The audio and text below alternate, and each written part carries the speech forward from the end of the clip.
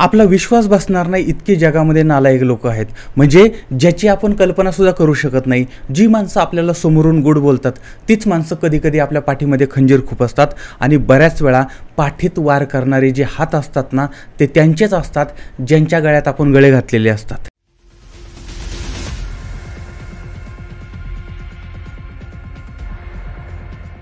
DSD मराठीच्या आजच्या भागामध्ये आपण चाललेलो आहोत बेगुसराय जिल्ह्यामध्ये। त्या ठिकाणचं कादराबाग नावाचा एक भाग आहे, त्या भागामध्ये यात्रा होती, जत्रा होती। आता या ठिकाणी यज्ञाचा कार्यक्रम होता आणि हा कार्यक्रम पाहण्यासाठी त्या यात्रेमध्ये जाण्यासाठी तारीख आहे 30 एप्रिल 2023, वार होता रविवार। या दिवशी रात्रीच्या 8च्या सुमारास दोन भाऊ हे पल्सरवरती निघालेले होते। त्यातला लहान भाऊ होता, त्याचं नाव आहे शुभम, याचं वय साधारण 20 वर्षाच्या आसपासचं आहे आणि हा गाडी चालवत होता। आणि मोठा भाऊ जो आहे त्याचं नाव आहे शिवम, आणि शुभम आणि शिवम मोठा आहे, त्याचं 25 वय आहे आणि तो पाठीमागं बसलेला आहे। आता यांची दुचाकी चालली होती, त्यावेळेस ती दुचाकी मजोस्ट डीह नावाचा भाग आहे त्या गावाच्या जवळ आली।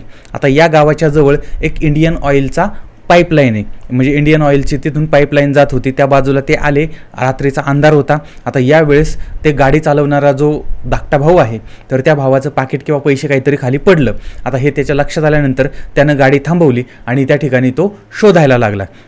आता यावेळेस या ठिकाणी त्या अंधारामध्ये 3 जण दाबा धरून बसले होते किंवा 3 जण त्या ठिकाणी आले आणि त्यांनी या दोनही भावांवरती हल्ला केला आणि यांच्या गाडीची चावी मागायला सुरुवात केली। पण यावेळेस त्या भावांनी ती गाडीची चावी द्यायला विरोध केला आणि यामध्ये मग ते तिघं आणि हे दोघं यांच्यामध्ये वादाला सुरुवात झाली, भांडणाला सुरू झालं आणि यावेळेस त्या नराधमांनी त्या लोकांनी या दोन भावांवरती गोळीबार केला। याच्यामध्ये धाकटा भाऊ कसाबसा निष्ठून तिथून पळाला, पण तो थोरला भाऊ जो होता त्याच्यावरती गोळीबार झाला, त्याला गोळ्या लागल्या आणि तो रक्ताच्या थारोळ्यामध्ये पडलेला आहे।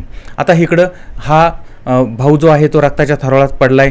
गाडी जी आहे त्यांची 2 व्हीलर त्या चोरांनी वगैरे घेऊन गेलेली आहेत आणि जो भाऊ वाचला होता त्या धाकट्या भावानं आपल्या घरच्यांना, नातेवाईकांना, मित्रांना कळवलं।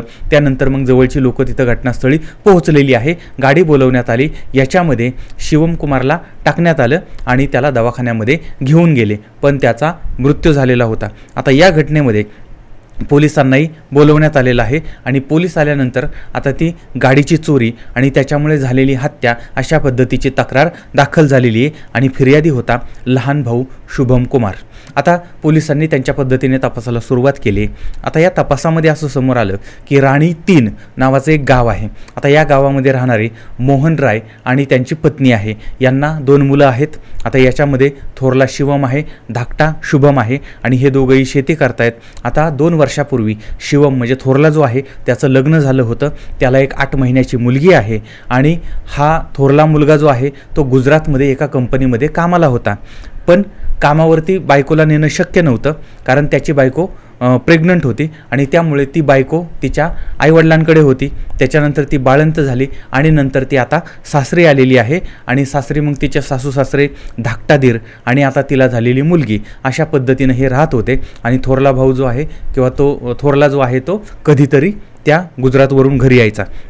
आता पाठीमागच्या 15 दिवसापासून हा जो थोरला आहे तो त्या राणी गावामध्ये आलेला होता आणि आता त्याच्या सुट्ट्या संपत आलेल्या होत्या आणि त्याला पुन्हा कामावरती गुजरातला जायचं होतं आणि त्यामुळे मग तो आता बायको आणि मुलीला घेऊन कामावरती जाणार होता, गुजरातला जाणार होता। आता यामुळे मग घरामध्ये आनंदाचं वातावरण होतं, बायकोसुद्धा खुश होती, आपल्याला नवऱ्याबरोबर जायला मिळतंय। आता दुसऱ्या बाजूला याचा धाकटा भाऊ जो आहे शुभम, आता हा लग्नाच्या वयात आला होता, 20 वय होतं त्याचं आणि आता याच्यासाठी मुलगी बघायला सुरुवात झालेली होती।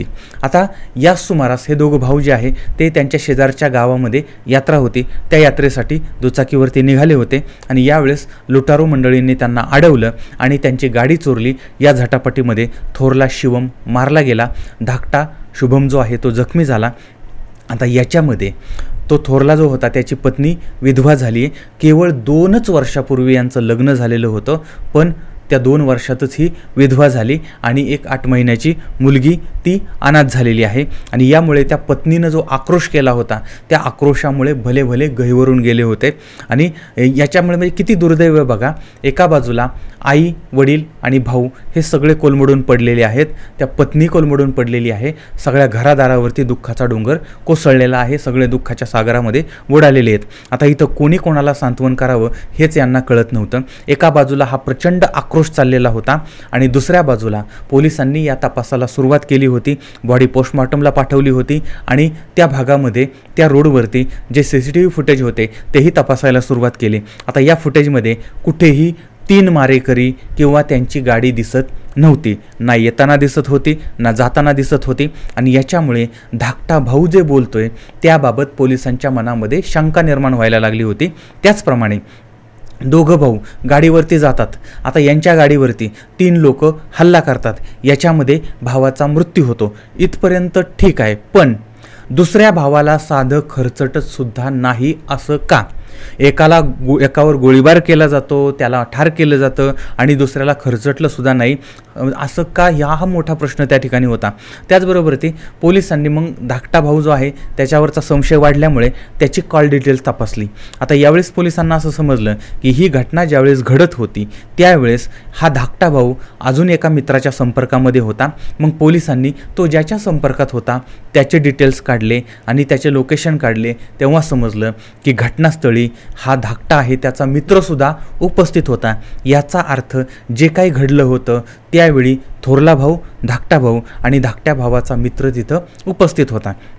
आता पोलिसांना मग त्या मित्राचा संशय आलता. मग त्याला पोलिसांनी उचलला आणि चौकशीला सुरुवात केली. त्यावेळेस त्या मित्रानं सांगितलं की ही हत्या मी केली, गोळीबार केला वगैरे सांगितलं, पण ती धाकट्या भावाच्या मदतीनं केलेली आहे आणि त्याने सगळा हा प्लॅन केला होता, हे सगळं त्यानं सांगितलं त्या मित्रानं.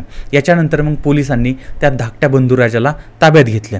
आता यावेळेस त्याने सुद्धा कबूल केलं की मी हे सगळं घडवलेलं आहे, पण भावाला मारण्याच्या या सगळ्या प्लॅनमध्ये फक्त मीच इन्व्हॉल्व होतो असं नाही, तर भावाची बायकोसुद्धा याच्यामध्ये तिचा हात होता, हे सुद्धा या ठिकाणी समोर आलं.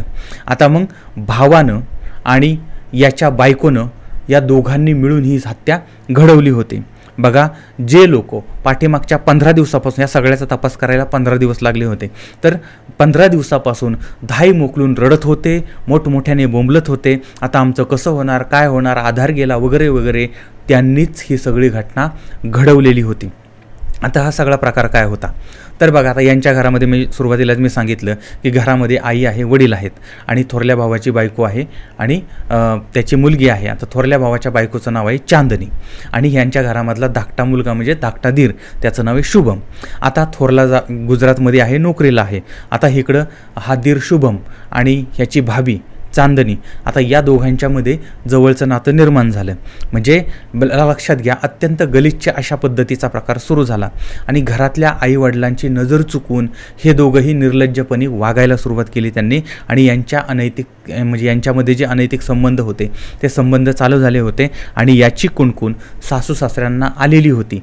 पण हे दोघं असं वागतील कारण हा आपला मुलगा आहे, ही आपली सून आहे आणि ह्यांचं नातं हे दीर भाऊजाईचं आहे, त्यामुळे हे असं वागणार नाहीत असं त्या घरच्यांना वाटलं होतं. आणि स्वतःच्याच भावाच्या आणि आपल्या स्वतःच्याच पतीच्या पाठीमध्ये इथं मात्र खंजीर खुपसला जात होता आणि चांदणी जी आहे ती सतत टिमटिम करत होती. आता याच्यामध्येच आता ह्यांचा हा सगळा प्रकार चालू होता, लोकांना जगाला लपून ह्यांचे अनैतिक संबंध चालू होते. याच काळामध्ये शिवम जो आहे म्हणजे थोरला भाऊ जो आहे तो गुजरातवरून गावाला आला.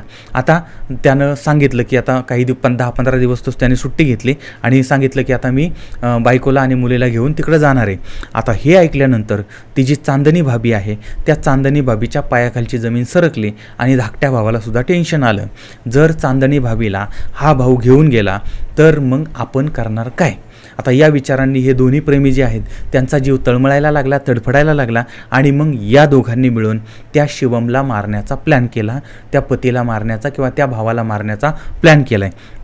आता या प्लॅनप्रमाणे धाकट्या भावानं त्याच्या एका मित्राची मदत घेतली आणि एक गावठी पिस्तूल जे आहे ते मिळवलं आणि यात्रेला जाण्याचा बहाणा केला. भावाला बरोबर ती घेतलं आणि रात्री पाईपलाईनच्या जवळ आला आणि या ठिकाणी पैसे पडल्याचं नाटक केलं आणि त्याचा मित्र जो आहे तो ऑलरेडी त्या ठिकाणी दबा धरून बसलेला होता आणि नंतर मग त्या थोरल्या भावावरती गोळीबार करण्यात आला आणि ही गाडी चोरीची घटना आहे असं दाखवण्याचा प्रयत्न केलेला होता. पण यानंतर या धाकट्या भावानं सगळ्यांना कळवलेलं पण होतं की बाबा असं झालं तसं झालं, पण पुढच्या 15 दिवसामध्ये पोलिसांनी ह्या सगळ्याचं सत्य जे आहे ते बाहेर काढलं होतं. आता बघा, याच्यामध्ये फिर्यादी कोण होता? शुभम कुमार आणि आरोपी कोण आहे? तोच होता, मुख्य आरोपी तोच होता, तर त्याला ताब्यात घेतलं. त्याचबरोबर याचा मित्र राजकिशोर सिंग यालाही ताब्यात घेतलं आहे आणि चांदनी भाभी हिलासुद्धा ताब्यात घेतलेलं आहे. यांच्याकडून देसी बनावटीचं पिस्तूल जे आहे ते ताब्यात घेतलं. त्याचबरोबर कारतुसं आणि या खुनात वापरलेली आणि लुटलेली जी मोटरसायकल आहे तिलासुद्धा जप्त करण्यात आले. आता या घराची अवस्था बघा. 2 मुलं, पती पत्नी, थोरल्याचं लग्न होतं, त्याचा संसार चालू होता आणि धाकट्या मुलाचं आता लग्न होणार होतं, त्याचाही संसार चालू होणार होता आणि आजी आजोबा जे आहेत ते नातवंडाच्या म्हणजे नातवंड त्यांच्या अंगाखांद्यावरती खेळणार होते. पण इथं झालं काय बघा, थोरला ठार झाला, त्याची बायको आणि धाकटा मुलगा हे जेलमध्ये गेले. हा पूर्ण परिवार बर्बाद झाला, उद्ध्वस्त झाला आणि 8 महिन्याची मुलगी अनाथ झाली. लक्षात घ्या, ज्या लोकांना नाती कळत नाहीत आणि ज्यांना अशा प्रकारे शेण खायची सवय आहे, असे लोक परिवाराला आणि समाजाला घातक आहेत. जो आपल्या धाकट्या भावासारखा आहे त्या दिरासोबत अनैतिक संबंध आणि जी आपल्या आईप्रमाणे पवित्र आहे तिच्याबरोबर ती असे संबंध, ही गोष्ट अत्यंत घृणास्पद आणि लाजिरवाणी आहे. आणि या अगोदर यांनी अशा पद्धतीनं तर हे अनैतिक संबंध ठेवलेच, पण याच्यासाठी त्या निष्पाप भावाचा आणि त्या पतीचा जो आहे तो बळी घेतला होता. आणि अशी लोकं जी आहेत ना, असं वागणारी लोकं ही सामाजिक गँग्रीन आहेत आणि अशा लोकांना इतकी कडक शिक्षा झाली पाहिजे, इतकी कडक शिक्षा झाली पाहिजे जेणेकरून असं परत कोणी करायला धजावणार नाही. पहिली गोष्ट, अनैतिक संबंधांना सुद्धा तशी शिक्षा झाली पाहिजे आणि अशा पद्धतीच्या हत्येला सुद्धा, तरच या गोष्टी थांबवू शकतात. तर याबद्दलचं तुमचं मत काय आहे ते सुद्धा मला जरूर कळवा. पुन्हा भेटूया पुढच्या भागामध्ये एका नवीन क्राईम स्टोरीसह. तोपर्यंत धन्यवाद.